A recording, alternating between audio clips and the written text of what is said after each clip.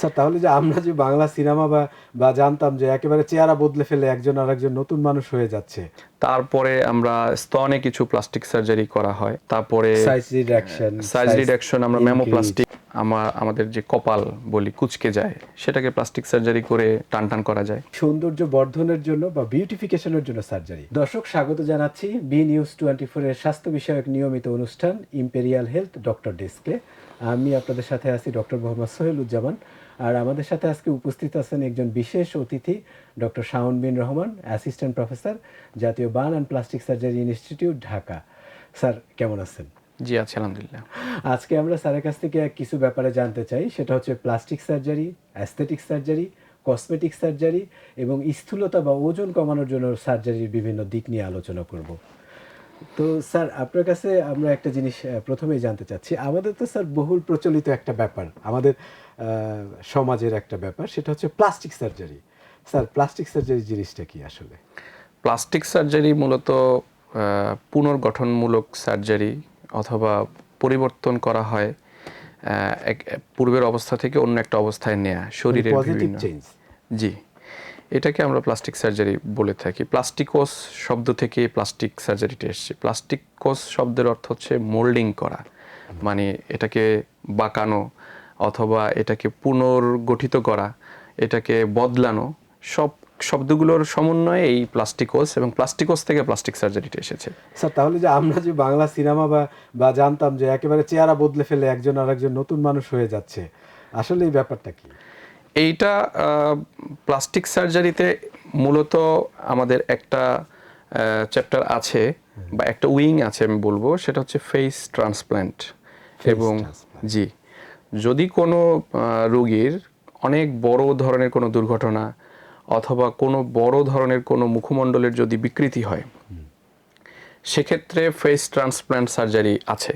এবং মানে মুখ বদলে ফেলা। জি, এবং পৃথিবীতে এখন পর্যন্ত বিভিন্ন ডেটা আছে, 50 থেকে 54 এরকম বলা হচ্ছে ফেস ট্রান্সপ্লান্ট সার্জারি হয়েছে। 2005 সালে প্রথম ফেস ট্রান্সপ্লান্ট সার্জারি হয় ফ্রান্সে, এবং বাংলাদেশে যদিও এখন পর্যন্ত হয়নি। তো সেইটার কিন্তু সরকার অনুমোদনেরও ব্যাপার আছে। হ্যাঁ, কিছু আইনগত বিষয় আছে। তো সেটা কিন্তু ওরকম ইন্ডিকেশন থাকতে হবে যে আসলে এই রোগীর ফেস ট্রান্সপ্লান্ট দরকার, এবং সেক্ষেত্রে একদম যার মুখমণ্ডল বিকৃতি হয়ে যায় তখন আমরা তাকে ফেস ট্রান্সপ্লান্ট সার্জারির জন্য ঠিক করে থাকি। প্লাস্টিক সার্জনরা যে সার্জারিটা করে থাকে তখন সেই ক্ষেত্রে বলা হয় যে প্লাস্টিক সার্জারি করে চেহারা বদলে দেওয়া যায়। কিন্তু কোনো ভালো সুস্থ মানুষকে আসলে চেহারা বদলে দেওয়ার কোনো বিধান নাই। মানে আমি আপনার চেহারা বদলে দিতে পারবো না, যদি না আপনার কোনো আইডেন্টিটি। রাইট, এটার কোনো মানে মানুষ ভাবে এরকম, অ্যাকচুয়ালি এটা না। অ্যাকচুয়ালি হচ্ছে আপনার ইন্ডিকেশন থাকতে হবে, এবং এটা খুব জটিল একটা অপারেশন, এবং এই অপারেশন করলেই যে সফল হয় তাও না, কিছু বিফলতাও আছে। আচ্ছা তাহলে আপনি রিকনস্ট্রাকটিভ সার্জারি জিনিসটা কি স্যার? রিকনস্ট্রাকটিভ সার্জারি হচ্ছে গিয়ে আমরা প্লাস্টিক সার্জারিতে অনেক ধরনের উইং আছে। যেমন আমরা কনজেনিটাল যে প্রবলেমগুলো, বাচ্চারা যে জন্মগত যে ত্রুটিগুলো নিয়ে জন্মগ্রহণ করে, অনেকের অতিরিক্ত হাতে অতিরিক্ত আঙ্গুল থাকে, জোড়া আঙ্গুল থাকে, বাঁকা আঙ্গুল থাকে, এবং হচ্ছে গিয়ে ঠোঁট কাটা, তালু কাটা থাকে। তারপরে হচ্ছে গিয়ে পায়েও দেখা যায় যে আমরা অ্যামনিওটিক ব্যান্ড সিনড্রোম বলি, অনেক সময় বাচ্চাদের পায়ের বিভিন্ন অংশে চিকন থাকে। তো এই রকমের জন্মগত কিছু জটিলতা নিয়ে বাচ্চারা জন্মগ্রহণ করে, এইটা প্লাস্টিক সার্জারির একটা অংশ। এগুলোকে আমরা কারেকশন করি, এগুলোকে আমরা রিকনস্ট্রাকশন করি। সুতরাং ওখান থেকে আমরা রিকনস্ট্রাকটিভ সার্জারিটা করে থাকি। আবার পুড়ে গেলে কিছু জটিলতা তৈরি হয়, যারা সঠিক সময় সঠিক চিকিৎসা নেয় না তাদের হাত পা কুঁচকে যায়, বেঁকে যায়, স্কার তৈরি হয়। হ্যাঁ, স্কার তৈরি হয়। স্কার মানে দাগটা যে তৈরি হয় সেটা ফুলে যায়, শক্ত হয়ে যায়, এবং দীর্ঘদিন যদি সেটা চিকিৎসা না করা হয় সেখানে আবার একটা ক্ষত তৈরি হতে পারে, সেটা থেকে আবার ক্যান্সার হতে পারে। হ্যাঁ, যদি মানে পোড়া জায়গায় যে স্কার বা ক্ষতটা তৈরি হয় সেই ক্ষতের উপরেও ক্যান্সার হতে পারে। সেই জায়গাতেও আমরা মানে আমাদের পুনর্গঠনমূলক সার্জারি বা রিকনস্ট্রাকটিভ সার্জারি সেটা করে থাকি। তারপরে আমাদের হ্যান্ড সার্জারি একটা উইং আছে। হাতের বিভিন্ন রকম দুর্ঘটনার কারণে হাতের আঙ্গুলে বিভিন্ন রকম জটিলতা তৈরি হয়, আমরা ফ্ল্যাপ দিয়ে বিভিন্নভাবে এটাকে রিকনস্ট্রাকশন করে থাকি। ক্যান্সার সার্জারি করে থাকি, শরীরের মানে বাইরের অংশে যে সমস্ত ক্যান্সার হয়ে থাকে মুখমণ্ডল থেকে শুরু করে সেগুলো কিন্তু আমরা ক্যান্সার যে অংশটা সেটা ফেলে দিয়ে আবার সেখানে মাংস প্রতিস্থাপন করে থাকি। তো এগুলোই মূলত আসলে প্লাস্টিক সার্জারির অংশ। স্যার, আমাদের একটা বড় প্রশ্ন আসে এখন, বা আমরা জানতে চাই, সেটা হলো গিয়ে সৌন্দর্যের জন্য সার্জারি, মানে সার্জারি ফর দ্য বিউটি, মানে সৌন্দর্য বর্ধনের জন্য বা বিউটিফিকেশনের জন্য সার্জারি। এটাকে অনেক সময় অ্যাস্থেটিক সার্জারি বলা হয়ে থাকে। মানে সৌন্দর্যের জন্য সার্জারি, এই ব্যাপারটা যদি স্যার একটু আপনারা বলতেন। এটাও একটা প্লাস্টিক সার্জারির উইং, অ্যাস্থেটিক সার্জারি। এখানে আমরা যেটা করে থাকি, মুখমণ্ডলের ক্ষেত্রে অনেকের আমাদের যে কপাল বলি কুঁচকে যায়, সেটাকে প্লাস্টিক সার্জারি করে টান করা যায়। অনেকের আইব্রু, তারপরে আইলিড যেটা চোখের পাতা, সেগুলোতে অতিরিক্ত চামড়া জমে ঝুলে যায়, ফুলে যায়, সেগুলো প্লাস্টিক সার্জারি করে টান করা যায়। তারপরে আমরা চিন লিফট করে থাকি, অনেকের চিনের নিচে ডাবল চিন থাকে বা ঝুলে যায়, সেগুলোকেও টান করা যায়। তারপরে আমরা স্তনে কিছু প্লাস্টিক সার্জারি করা হয়, মানে ব্রেস্টে, হ্যাঁ, সেখানে ইমপ্ল্যান্ট দেয়া হয়। তারপরে সাইজ রিডাকশন, আমরা ম্যামোপ্লাস্টি করা হয়, যে অনেকের অতিরিক্ত স্তন বৃদ্ধি হয়ে যায়, সেটাকে ছোট করা। এমনকি ব্রেস্ট ক্যান্সারের ক্ষেত্রেও প্লাস্টিক সার্জারির একটা গুরুত্বপূর্ণ ভূমিকা আছে। একই সাথে আমরা অনেকের আর্মে অতিরিক্ত চর্বি জমে গিয়ে ফুলে যায়, সেটাকে পাতলা করা, আর্মটাকে একটা শেপে নিয়ে আসা, বাটকে অনেক সময় অনেকের সৌন্দর্য বর্ধনের জন্য সে বাটকের একটি শেপ নিয়ে আসা।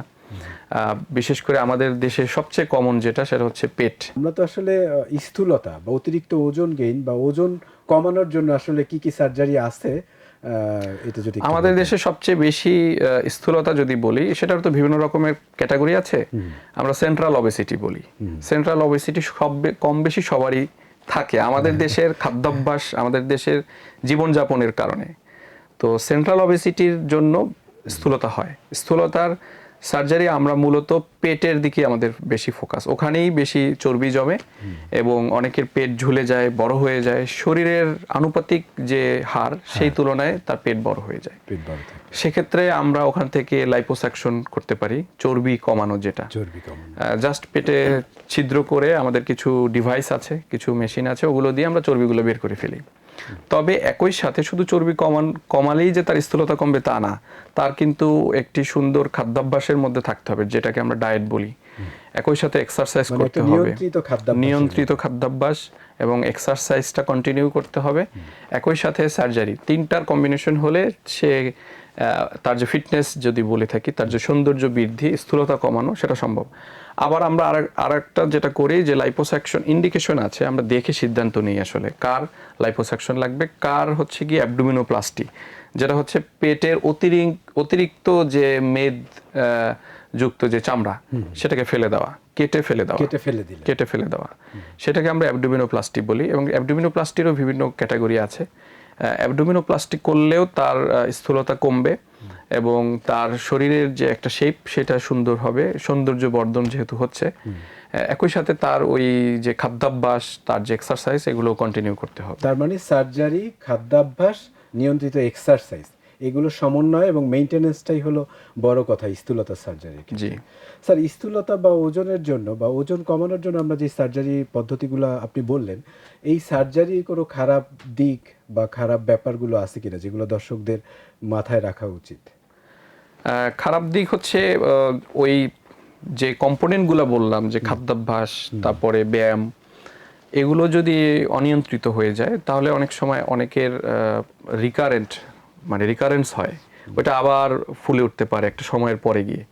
এটা একটা লং টার্ম জটিলতা বলে থাকি। ইমিডিয়েট কিছু জটিলতা হতে পারে, এটা সকল অপারেশনেই থাকে, এবং সেটা আমরা রোগীদের অপারেশনের আগে কাউন্সিলিং করেই বলে থাকি যে আপনার এই অপারেশনটা এই জটিলতা তৈরি হতে পারে।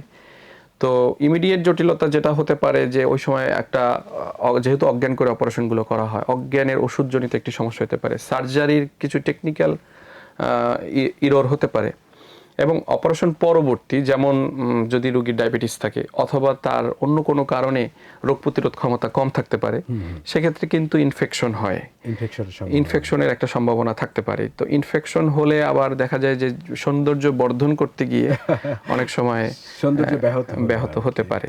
তবে সেটা যে সবার হয় তা না, সেটা কিছু সংখ্যক রোগীর হয় এবং সেটাও আবার সমাধানের প্রক্রিয়া আছে। স্যার এটা তো যে কোনো সার্জারির ক্ষেত্রে, যে কোনো সার্জারির ক্ষেত্রেই হতে পারে, আলাদা করে আসলে তেমন কোনো জটিলতা নেই। তো স্যার প্লাস্টিক সার্জারি আসলে একটা ভাস্ট ব্যাপার।